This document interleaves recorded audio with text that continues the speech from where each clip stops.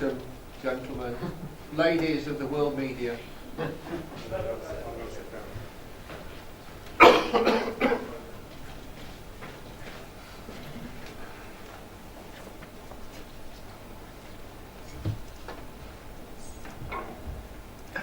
you, Mark? Are you all right? I'm very good. I've been here before, though. We haven't have I? been here. Like an annual gathering, this is. Hopefully we'll be here again. No, I Very hope well. Thank you very much for coming along today to our press conference, and I am delighted to welcome to the checkertrade.com stadium our new manager, Mr. Mark Yates, who I believe is closely behind me. Mark. Welcome. Hello there. So feel free to ask Mark any questions that you wish. Should there be any additional information from the board, that'll come by myself, but this is about this gentleman who's got an important role to play in the future of our football club, and it's a delight to be sitting next to him. Mark, Johnny, BBC Sussex, welcome to the checkertrade.com stadium. How much are you looking forward to the challenge ahead here with Crawley? Even more so the fact that I've been out for 6 months. You know, I wish the season was still going on, but you know, realistically, there's a job to be done.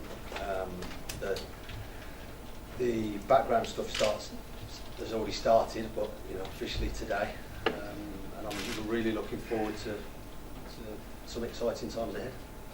So it's good for you that you're coming in at this point, juncture, full summer ahead. Yeah, like I said, I've missed the games and the training ground for 6 months, but no, this gives me a chance to sort of assess what we've got, what we need, and go about putting both the backroom staff and the playing staff together that can try and bring success back to Crawley. I know you've been out in the game, you've always been watching football. How much have you sort of seen of Crawley? I've seen a few DVDs. I've seen them live once this season, last season, but I know a lot of the players anyway. I've been down plenty of times, and there's not much football. I can't wait to work with the group. You know, we've also got a chance to bring in a couple as well that we need to bring in to add to what we've got, and as I said, try and bring some exciting football back here and some entertaining and winning football as well. What do you think would be the biggest challenge for you taking on the role? Just how tough League 2 is, how tough league football is. You know, even though we've been relegated last season, it doesn't mean you've got automatic divine right to get straight back up. There's some big teams in League 2 awaiting us, some good teams, some well-run football clubs, with some excellent football players in, and you know, we aim to be one of those, but we know there's some difficult challenges ahead that we're just going to do our business quietly, not shout from the rooftops that we're going to do this and that, but we want to put a competitive squad together that can challenge at the right end of the table. Thank you. What sort of attracted you most coming here? I'm just grateful that the club gave me the opportunity. And I know it's a relatively new football league club, but you know, it's got a fantastic stadium, it's got a lovely stadium, and they sold the idea to me, that the dream to me, that we can achieve some success. You know, you read that there are so many managers going for so many, you know, for jobs. It's one I'm going to work extremely hard to try and do as good a job as I possibly can. You know, I've spent 6 months out. It's given me time to reflect on some good times, some not quite so good times. I've gone and watched training sessions at different clubs at various levels. I'm constantly trying to improve myself, and I'll be doing that with the group of players that I assemble next year. You know, I want some intelligent footballers, some players with legs, with pace, with power, who can entertain the Crawley public and the football world, if you like. So we're going to do everything we can to be as good as we can. is that as important for playing entertaining football as results? Yeah, The two go hand in hand. I think so. You always want to play entertaining football, but you always want to win matches ultimately as well. If you're entertaining and lose every week, you're not going to be here. I'm not going to be here long. You know, we'll try and build our team on a solid foundation. Be organised. You know, I know what League 2 entails. I know what you need. It's about players expressing themselves. We'll give them structure to work off, but I want them to express themselves, and if they can do that under like a team work ethic, then I'm sure the public will be, the supporters will be happy. Do you see similarities between Crawley and Cheltenham? Yeah, of course. You know, similar size fan base, relatively new football league clubs, if you like, and it's a challenge I'm looking forward to. Really looking forward to. And, you know, work's already started, and although my first official day's today, over the last couple of days, my work's already begun. Have you been chomping at the bit since you left Cheltenham to get back in? Without a doubt, yeah, without a doubt. And I'll be honest, I've come close to a couple of jobs, and that's been hard probably when you don't quite get them. But that's life, that's football, and like I said, you'll find out over the coming years. I'm a realist. I deal in what actually happens in life, not what people necessarily dream about. I'm here to do a really good job for Crawley Town. I'm delighted that they've given me this opportunity, and I'm going at it to make it work. Obviously, you've got 9 players, and then you say you've already started the job through that.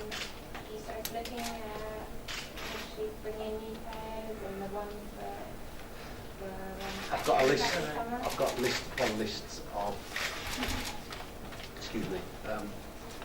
contract players, lists of players that have been released from other clubs. Of course, I've looked through that. I think at the moment I'm not in any rush to make any rash decisions and jump into anything. You know, I need to sit down with Michael and the board and just plan over the next couple of days what we're going to do over the next couple of months, how we're going to go about it. And I say, I don't see us making any jumping into any signings immediately. You know, just need to assess what we've got, assess the budget that we've got, put backroom staff in place. You know, just slowly but surely come together over the summer. So on the 1st of July when we're all back in, and then they're coming 6 weeks after that before the season starts, we've got a strong competitive squad and backroom staff capable of achieving something this season. Michael, how many applied for this job and why not? Why Mark, was the best candidate, we thought. I mean, we had over, I think it's 45 in the end, what I would call genuine applications. But we spoke to 5 different people. We took a lot of thought process. It was long and hard. Took counsel from people within the game that know this gentleman very well over a period of time. We've got glowing recommendations, but I think you only have to look at his record. I think, 3 years at Kidderminster, he took them away from the relegation battle, took them to the FA Trophy. Cheltenham, which is a similar sized club to this today, he had 5 years there, probably overachieved on the budget that he had. In total, he's had 474 games as a manager. He's got a win rate of 42%, which is excellent. If he continues to achieve that, we'll be well pleased. But when you look at him and you talk to him, the first thing that came to our notice was his enthusiasm for both Crawley Town Football Club and indeed football. He's got a winning mentality, and you can see that from the results. He's a UEFA Pro licensed coach, which gives him a high recommendation in our eyes as well. His management skills and his interpersonal skills with both staff, players and indeed supporters. He's a firm believer that he's got to obviously speak to the supporters of this club and make them feel part of it. And that came through when we spoke to him. But most of the boxes he ticked quite easily. But when you look at his proven track record of working within a tight budget, and there will be a tight budget to work within here, you know, we're delighted that, you know, he's decided he wants to join us. You know, it's going to be an exciting, you know, journey. There'll be some challenges in front of us, but providing we're all open with each other at board level and with the manager and his staff and the players, then, you know, hopefully there are some exciting times ahead. I know we've got relegated, but that doesn't stop you being enthusiastic about it. That doesn't stop you thinking, yes, better days are just around the corner. But it's going to be competitive. It's going to be hard work. But let's have a smile on our face when we go about our business. But we firmly believe, having spoken to the other candidates, this is the right gentleman for Crawley Town at this moment in our time. So, you know, we're delighted. He's had a couple of days to think about it and mull over. I'm certain in the coming months there'll be players coming into the club. But as Mark quite rightly says, the first thing he's got to do is establish his backroom staff, create some solid foundations to go forward and make the public feel, you know, that their club is going somewhere, hopefully up the table. It's easy to slip out that trap door at the bottom, but first he's got to stabilise what we have. We've got 9 players registered at the moment, and he'll build on that, and he's going to speak to them all in the coming days. And yeah, we're really looking forward to it. We do feel he's an ideal fit for Crawley Town Football Club, and we're delighted that he's joined us. And Mark, some Crawley fans will want to know what went wrong for you at Cheltenham. I mean, what would you say to them? Click there. What went wrong? Well, not a great deal, but just enough to.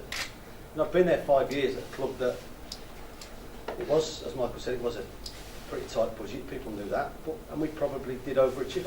It's not something I want to really bring up. You know, when I left them, they weren't in the position they were in, and you know, that doesn't mean I'm absolved from the blame and stuff. I've not really talked about it in public about the situation at Cheltenham. I certainly didn't want to see them go down, and I'm desperately sorry that they have for everybody there.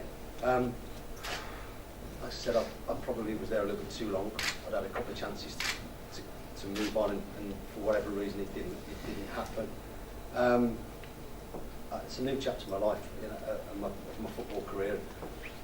I firmly believe that from my experiences and from the 6 months that I've had out, and that bit of reflection when you wake up and all you've got to do is go to the gym and do the house and do the garden and clean your car. And, you know, I've been into clubs and looked at what people do, and I've been at the big clubs, but I've been at clubs that mean something as well. I've been to teams in the Championship, in League One, in League Two. I thought, okay, I like the way you do that, and I've some really good managers. I'm trying to pick up 1 or 2 bits without ever copying it, but just I was convinced that whoever got me next was going to get a better manager, and I firmly believe that, and I have to now just go and show that. Michael, have you set Mark any sort of targets for next year, or is it just a case of see what happens? Well, no, I say we're all in this together, aren't we? The supporters, the board, the manager, the players. You know, it is. You know, a club. We've only been in the Football League 4 years. It's come a long way, and we keep saying that, and people will be bored of hearing me say it. But you know, targets are to try and do better on and off the field year on year. You know, and we're not setting any rash targets. There's no point. You know, we've set targets in the past. It's come back to bite us in the bum, hasn't it? So, no. You know, we've got every confidence in Mark. He'll take us forward. Hopefully, we can play entertaining football as well, and you know, get a rapport with our supporter base again. You know. It was evident probably towards the end of last season as we were fighting for our lives. We hope that spirit continues on and off the field. But that we're really looking forward to it when the fixture list comes out. I think it's around the 17th of June. We've got a lot more southern-based fixtures this year. But our supporters have been in this division before, well, only for a brief while. But you know, let's enjoy it. Let's go and give the public something, you know, to support, and hopefully they'll bring some additional friends along with them, because we want to boost the game. But you know, with Mark at the helm, bringing his own backroom staff and players in, you know, there'll be something to look forward to, I'm certain. Guarantees about what we can do? No. Hard work, graft, have a smile on the face, and involve everybody in what we're doing. It's a community club, it can't be anything other than that. So, you know, we're going forward, roll on August the 8th when the season starts, and let's give, you know, our supporters something to be proud of and to shout about. Is there sort of playing entertaining football with that Mark said he wants to? Is that sort of part of what convinced you? Because last season there was some sort of clergy performances. Well, it was, you know, there were some horrible performances last season, weren't there? There were some good ones as well, but they were in the minority. Yes, you want to play entertaining football, but certainly you want to win football matches as well. And I think most supporters would rather see their team win, you know, and then the entertainment comes later. But, you know, it's about confidence. You know, the greater the confidence within the squad, you tend to find that they play a better type of football. Well, that's me talking as an administrator. This is the professional sitting next to me. But yeah, we hope to do well. How well we do, it won't be for lack of effort, you know. So roll on the start of the season, pre-season, new players coming in, and we're really looking forward to it.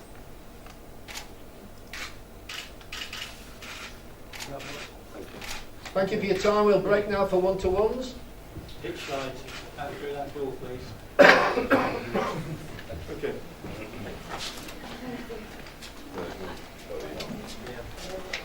That's Kaylee. Are you well? Good.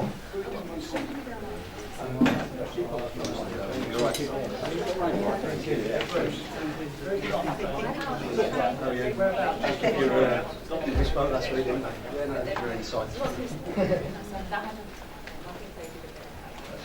Danny phoned me last week. Kaylee phones everybody. And I think I got more out of the conversation than All right. I turned it around and it said, didn't I? I don't think it can be